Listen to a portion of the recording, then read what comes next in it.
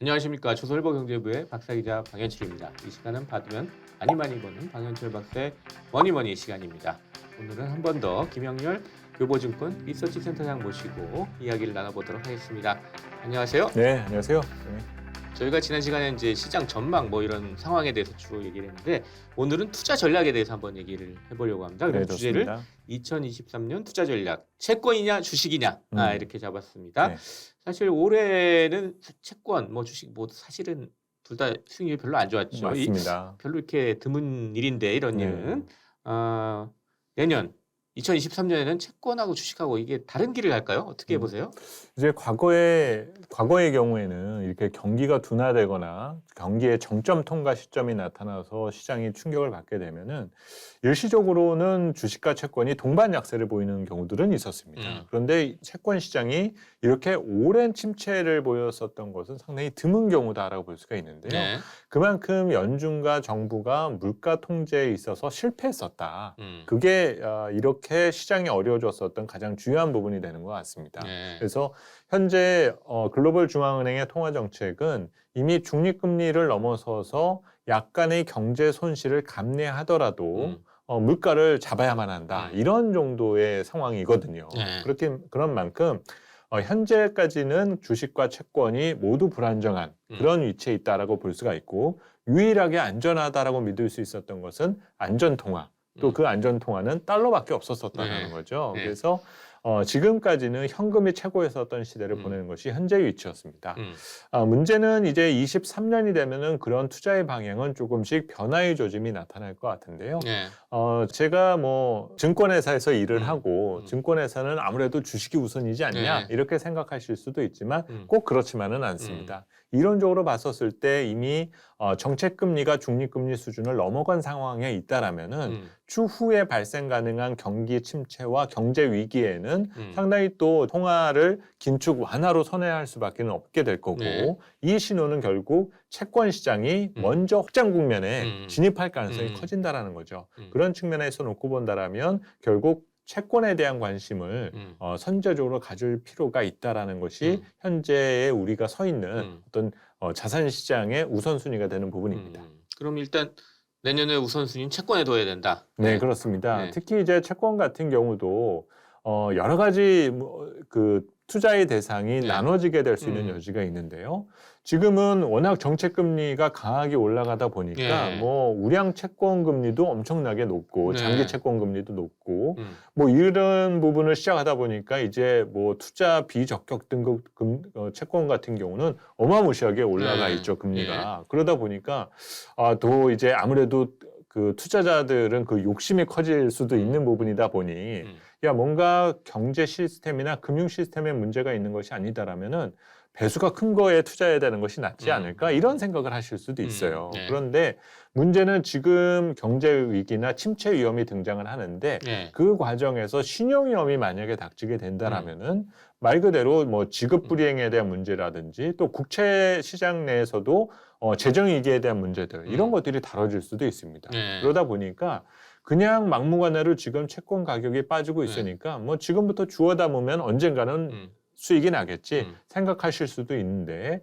생각보다 채권 투자를 너무 빠르게 이행을 하시게 된다면 오히려 원치 않는 변동 위험에 노출될 수 있는 여지 등도 있다라는 거죠. 그래서 내가 투자를 생각을 하려 하는 그 투자의 대상에 대해서도 선별하는 것들이 필요하고, 어떤 접근 방식에 있어서도 미국 금리 인상이 멈췄다, 이 신호가 나왔다라고 해서 이젠 그러면 채권 투자하면 되는구나, 이렇게 그냥 단적으로 몰아붙일 수는 네. 없다라는 거죠. 그래서 그에 대한 어떤 그 시점에 대한 분산에까지도 여러분들이 고민하는 것이 필요한 시점에 있다라고 보여집니다. 어쨌거나 자산은 쌀 때 사가지고 비쌀 때 당연히 그런 건 하는 게 제일 맞죠. 좋은 건데, 네. 이 채권은 우리가 보통 생각하는 좀 다르잖아요. 금리가 이제 거꾸로 금리하고 가격이 반대로 그렇습니다. 지금 보이는 거니까 네네.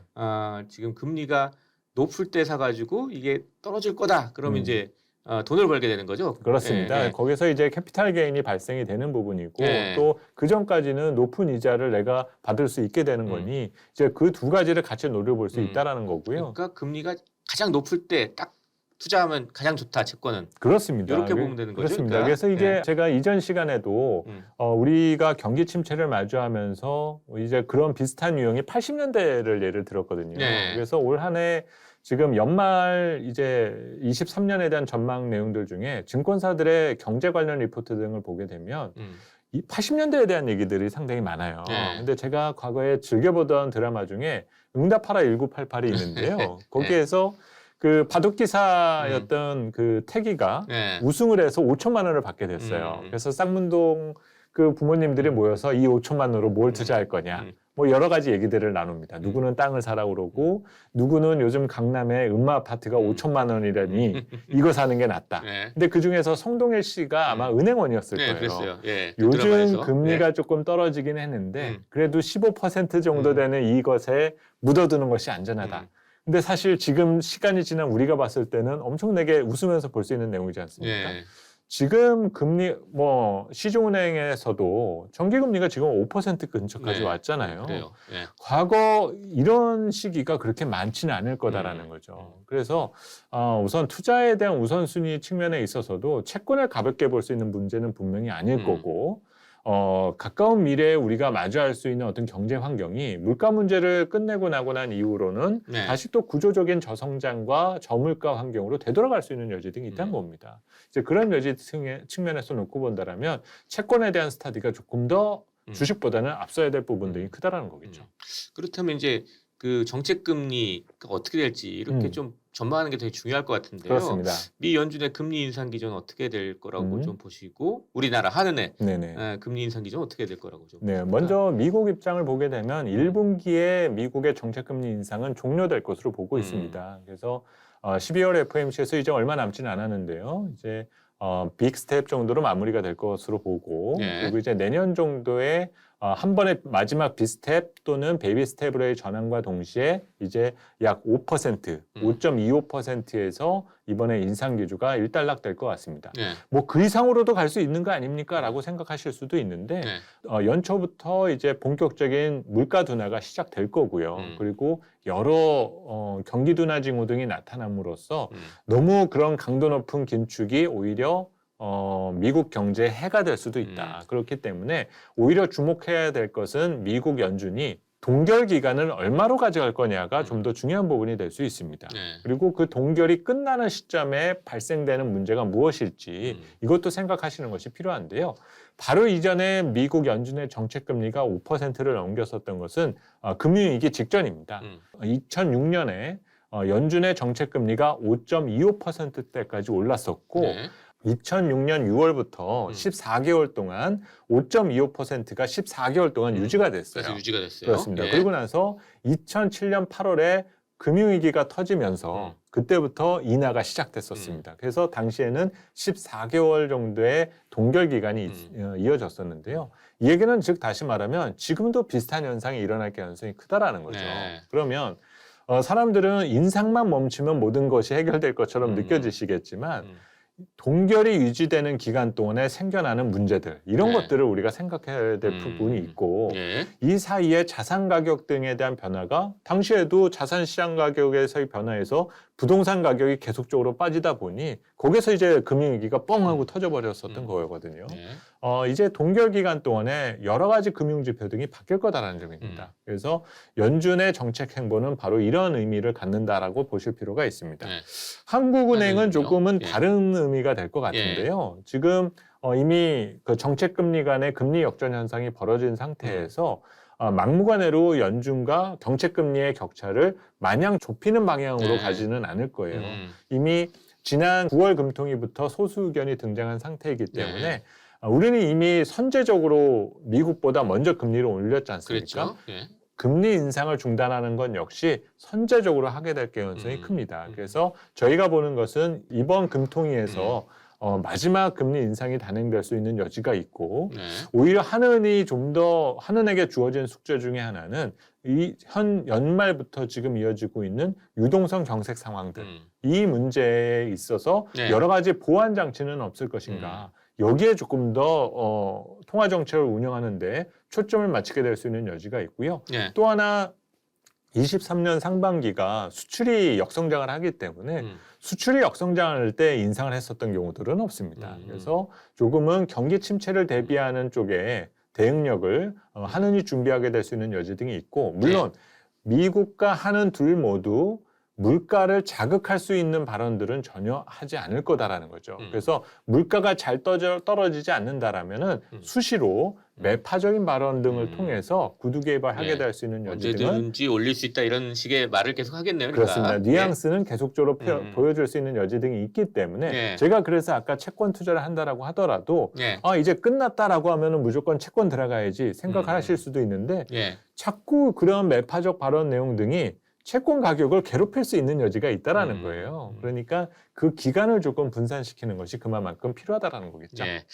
그렇다면 2023년 채권에 좀 주력을 해야 된다고 그랬는데 주식에 대해서는 완전 눈을 떼야 됩니까? 어떻게 됩니까? 눈을 뗀다라는 것보다는 접근 방식에 대한 차이가 있을 것 같아요. 지금 현재 하반기 연말 상황을 놓고 본다면 지난 9월까지 코스피가 2100선까지 떨어졌다가 2400까지 돌아왔지 않습니까? 그러다 보니까 지금 인덱스 기준으로 한 10%가 올라버렸어요. 그리고 구성 종목들 사이에서도 보면은 뭐 20% 이상 주가가 오른 주식들도 꽤 있습니다. 그러니까 이런 것들을 보니까 투자자들이 주식시장을 떠나지 못한다라는 거죠. 근데 문제는 채권에 대한 투자는 그 투자의 성과를 누릴 수 있는 그 시간이다라는 것이 설정되는데 그 정도 주식시장이다라는 건 하나의 어떤 그 타이밍에 따라서도 그 정도에 대한 성과를 일주일, 2주일 내도 낼 수가 있는 부분이 있다라는 거죠. 그래서 접근 방식에 대한 차이가 조금 더 필요하다. 그래서 조금은 23년도 주식시장에서의 대응은 역발상에 대한 고민을 조금 더 하시는 것이 필요합니다. 너무 낙관에 대한 기대가 커졌을 때는 경계를 해야 되는 거고요. 또 비관이 너무 커졌을 때는 어떤 우리가 믿어야 할 기초 체력이라던가 숨겨져 있는 잠재력 이런 것들을 끄집어내어서 어떤 주가가 내재 가치 내지 적정 가치로에 대한 수렴 현상 이것만을 노려도 단기간 내에 수익을 낼 수 있는 구간이 있다라는 거예요. 그래서 조금은 기민한 대응을 해야 되는 것이 23년도 주식 투자의 하나의 환경이다라고 보셔야 될 것 같습니다. 또 하나 이제 질문이 이제 자산 배분 측면에서 이런 얘기 많이 하는데요. 미국에서 좀 전통적인 이제 자산 포트폴리오 배분해가지고 주식 대 채권에서 6대4로 해라 해서 6대4 포트폴리오 이런 얘기를 많이 해요. 근데 이것도 상당히 좀 최근에 성적이 안 좋긴 했어요. 근데 이런 식으로 좀 자산을 좀 배분하는 건 어떨까요? 그렇습니다. 이제 문제는 간혹 이제 이 영상을 이제 개인 투자자분들이 많이 보시니까요. 사실 개인 투자자분들에게 이런 기관 투자자들에게 요구되는 포트폴리오를 제한한다라는 것은 개인적으로 그렇게 저는 썩 좋지 못한 제한이다라는 생각을 해요. 그러니까 기관 투자자들은 끊임없이 돈이 들어오고요. 그리고 또 언젠가는 또 수익자들에게 돈을 나눠줘야 되는 이런 구도를 갖고 있다 보니까 이런 자금 흐름 속에서의 투자 운용이 하나의 포트폴리오 전략이다라고 볼 수가 있습니다. 근데 사실 개인 투자자들은 절대 수익을 추구하는 것이 가장 중요한 것이지 이것을 계속 끊임없이 내가 금융시장에 머물러야 될 이유가 있는 부분들도 분명히 아니에요. 그리고 앞서 뭐 주식과 채권에 대한 비율을 뭐 6대4다 아니면 4대6이다 뭐 이런 것들에 대한 비율을 따질 때 가장 기본이 되어야 되는 것은 내가 투자하는 자산의 미래 가치가 예측 가능하고 선형 예측이 돼야 되는 부분이 있습니다. 그런데 우리나라 주식시장에 대한 특성을 보게 되면 지금까지 그 장기 투자가 의미 없다라고 얘기하는 이유 중에 하나가 선형 예측이 잘 안 된다라는 얘기입니다. 그렇기 때문에 이런 포트폴리오 전략에 대한 배분 전략은 다른 의미에서 좀 접근하는 것이 필요하죠.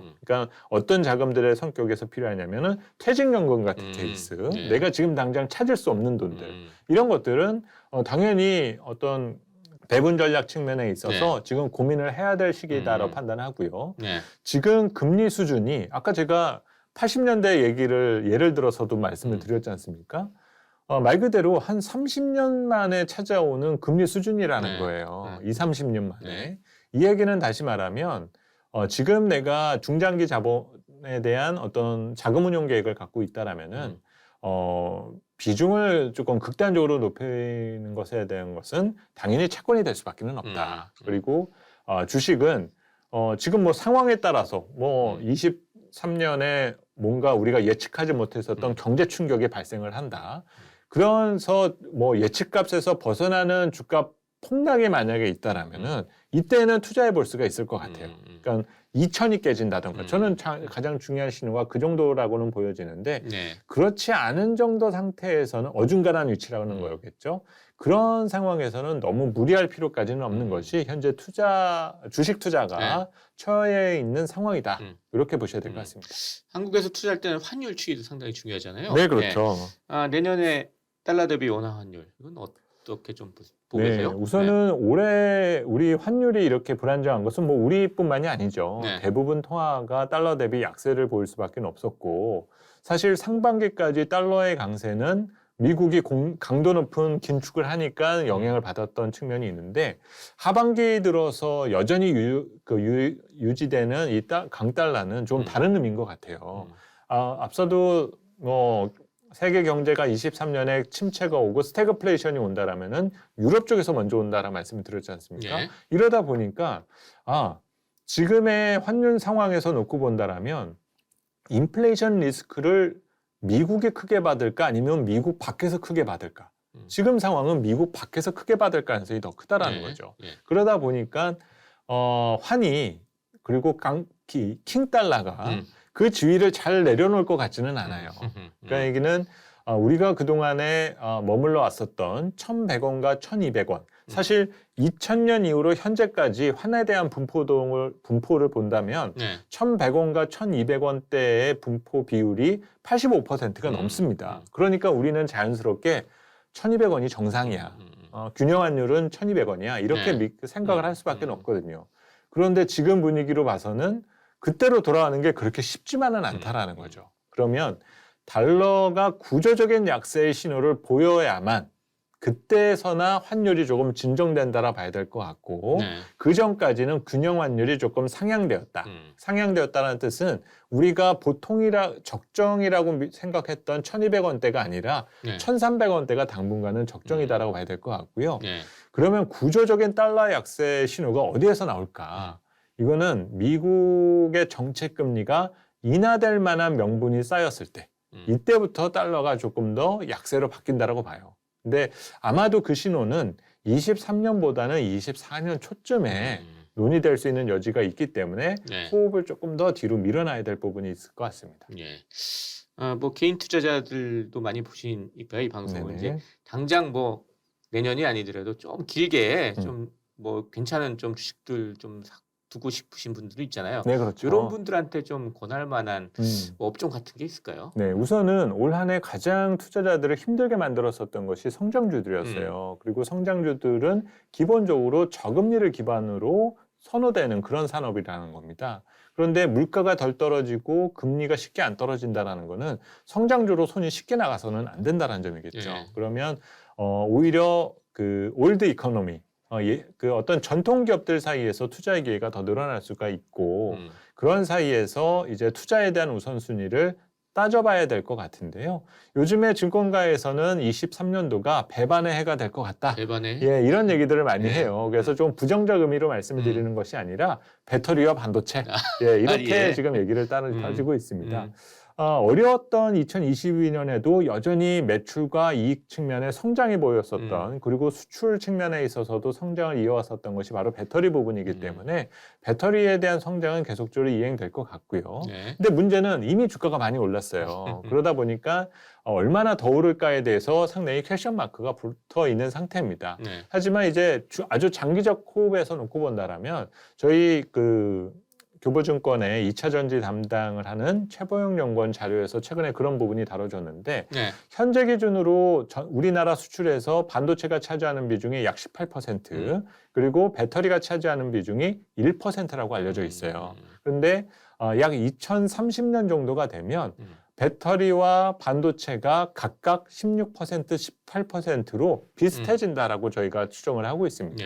이 얘기는 배터리가 제2의 반도체가 될 수 있다라는 거겠죠. 그래서 만약 이제 주가를 너무 성급하게 따라서 사실 그렇게 급한 상황까지는 분명히 아니겠지만 투자의 기회가 만약에 생기게 된다라면 예. 배터리에 대한 관심 가져두실 필요 있을 것 같고요. 예. 다음으로는 22년에 가장 투자자를 힘들게 만들었었던 반도체입니다. 반도체. 예. 근데 반도체는 이제 올해 3분기부터 실적이 둔화되기 시작을 해서 재고가 쌓여가고 있어요. 가격은 하락하고 있고 이 얘기는 올 연말과 내년 상반기 중에 상황에 따라서는 영업 적자의 가능성이 커진다는 뜻입니다. 그래서 이렇게 실적이 악화되었을 때 주가가 올라간다라는 것은 쉽지가 않은 부분이겠죠. 그렇죠. 그리고 예. 가장 먼저 확인해야 될 것은 재고가 줄어드는 모습 등을 봐야 될 거고요. 재고가 줄면은 반도체 가격이 반등하는 이 신호가 나타나야만 실적이 좋지 않아도 그 신호를 보면서 주가가 그때부터 먼저 반등을 하게 될 거예요. 예. 그 시기가 1분기일 것이냐 2분기일 것이냐 등을 현재 기다리고 있는 상태입니다.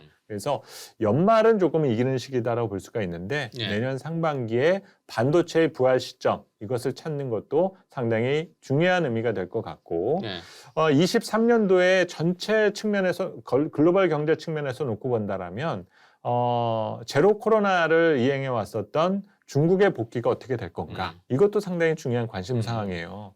과거의 어떤 역사적 통계 등을 보면은 중국의 당대 5년마다 열리는 당대회가 끝나고 나서는 항상 부동산과 주식이 좋았다라고 합니다. 그래서 내년 그런 내용 등이 과연 전인대를 기준해서 네. 등장을 하게 되었을 때 세계 경제가 활력을 되찾을 것인가 이런 내용들도 관심 사항으로 가져보실 필요가 있을 것 같습니다. 예. 자, 오늘 쭉 해가지고 2023년 투자 전략 채권이냐 주식이냐 뭐 이런 얘기를 쭉 해봤는데요. 마지막으로 좀 마무리를 해서 좀 정리해서 좀 말씀을 해주시기 바랍니다. 네, 우선은 투자 환경은 조금 나아질 것 같습니다. 네. 11월에 중간 선거가 있었는데요. 네. 과거 미국의 중간 선거가 끝나고 난 이후에 12개월 주식시장의 수익률은 단 한 번도 마이너스였던 적이 없습니다. 앞서 중국의 경우도 마찬가지였고요. 22년도 주가 수익률이 좋지 않았기 때문에 순환적인 주가 회복에 대한 가능성은 분명히 있습니다. 네. 근데 문제는 경기와 기업 실적 사항은 이를 뒷받침하지 못한다라는 거죠. 네. 이 얘기는 투자자들을 즐겁게 만드는 23년도의 주가나 자산 시장의 가격 회복이 순환적이면서 일시적으로 일어날 수 있는 여지 등이 있다라는 거예요. 그래서 우선 그런 제한된 범위에서의 투자를 즐기고 네. 충분히 내가 원하는 기대 수익이 얻었다 했었을 때는 그것을 챙길 줄 아는 기준을 가져두시는 것이 23년에 꼭 필요한 부분이 될 것 같습니다. 예, 알겠습니다. 예, 감사합니다. 지금까지 2023년 투자 전략 채권이냐 주식이냐 같이 얘기를 해봤습니다. 지금까지 함께해 주신 김영렬 교보증권 리서치 센터장 그리고 저는 조선일보 경제부의 박사이자 방현철이었습니다. 그럼 다음 시간에 또 뵙도록 하겠습니다. 감사합니다.